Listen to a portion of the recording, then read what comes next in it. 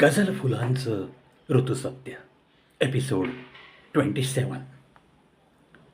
अंजुम यांच्या गझला आणि त्याचा भावानुवाद डॉक्टर नसीम पठाण मॅडम, सोलापूर.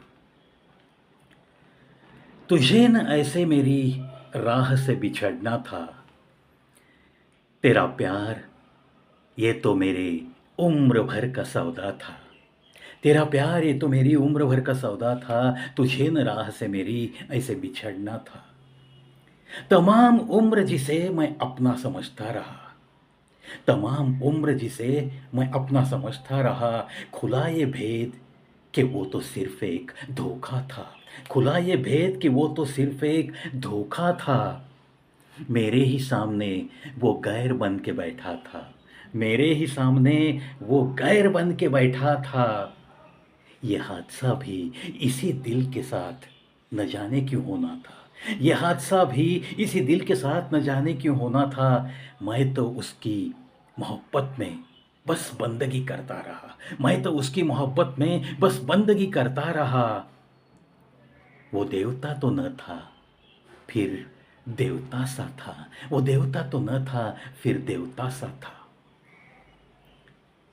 पहा, हा प्रेमी कसा व्यक्त होतोय. तो म्हणतोय आपल्या प्रेमिकेला की माझ्या या जीवन रस्त्यातनं तुला असं अचानक तर दूर जायचं नव्हतंच.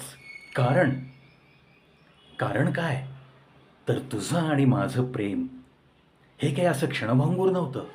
हा पूर्ण जीवनभरचा एक करार असल्यासारखंच तर होतं.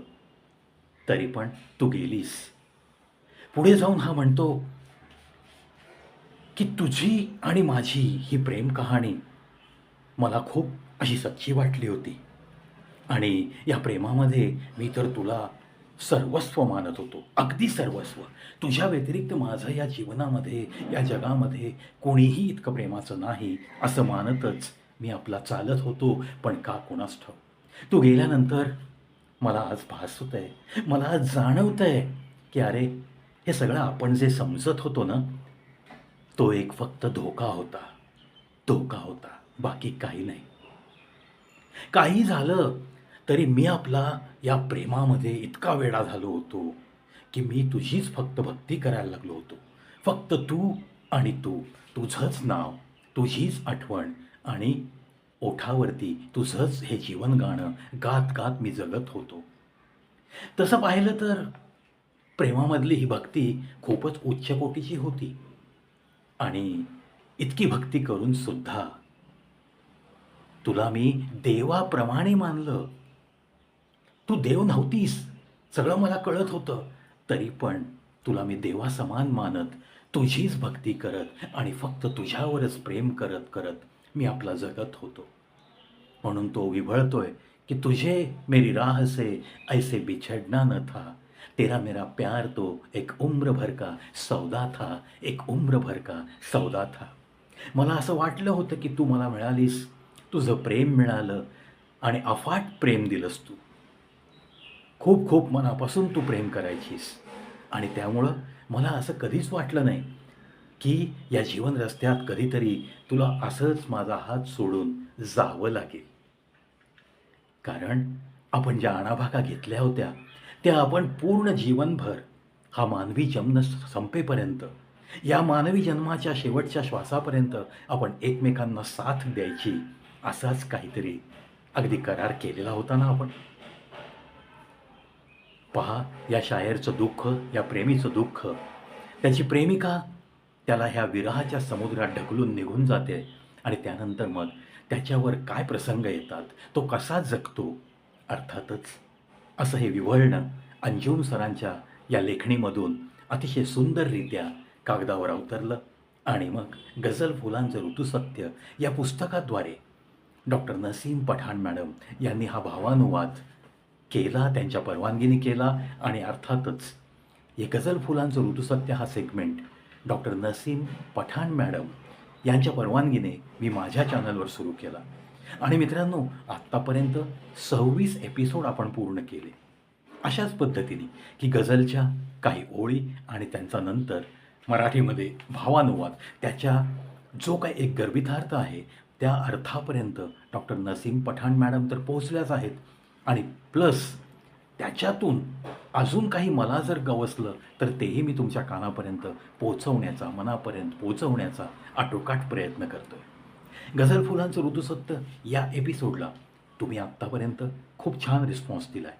असाच रिस्पॉन्स सतत मिळत राहील याच अपेक्षेसह चलतो मित्रांनो. पाहत रहा, ऐकत रहा कवी प्रवेश शो. काय आहे हा चॅनल, म्हणजे काय आहे? अहो, विविध रंगांनी नटलेला हा चॅनल आहे. एकच व्यक्ती तुम्हाला किती प्रकारचे व्हिडिओ देऊ शकतो याचा हा एक उत्तम नमुना असं म्हटलं तरी वावगं ठरणार नाही. शेवटी मित्रांनो, आज 31 ऑफ जुलै, आज माझा वर्ल्ड रेकॉर्डचा अटेम्प्ट पहाटे 1:30 वाजता मी संपवला होता आणि 30 जुलैच्या सकाळी 7 वाजता मी माईक सुरू केला होता, माझा कार्यक्रम सुरू केला होता, जो की जागतिक विक्रम होईल न होईल याच्यासाठी मी प्रयत्नशील होतो. आणि त्याची सुरुवात झाली होती 30 जुलै सकाळी 7ला आणि आजच्या दिवशी, आज 31 जुलै या दिवशी पहाटे 1:30 वाजता मी माझा कार्यक्रम संपवून आपल्या उपस्थित असलेल्या प्रेक्षकांना सांगितलं की अजूनही मी 1-2 तास बोलू शकतो, पण मला पहाटेचे 1:30 वाजल्यानंतर प्रेक्षकांचा अंत नाही बघायचा, म्हणून मी थांबतोय. आणि मित्रांनो, सांगण्यास आनंद होतो की 9 वर्ष झाली आज या वर्ल्ड रेकॉर्डला. 2015 सालचा हा रेकॉर्ड अजूनही अबाधित आहे. का अबाधित आहे? Because this is not a record of reading something. It is a record of presenting something without mobile and without diary and without computer and without help of any printed material with me throughout 20 hours on stage. असेच आपले आशीर्वाद राहतील आणि याच आशीर्वादाच्या जोरावर मी असाच चालत राहीन. 7081 व्हिडिओपर्यंत आपण पोचलो आहोत. पाहत रहा, ऐकत रहा कवी प्रवेश शो. आणि हो, दर्दी लोकांना नक्की शेअर करत राहा.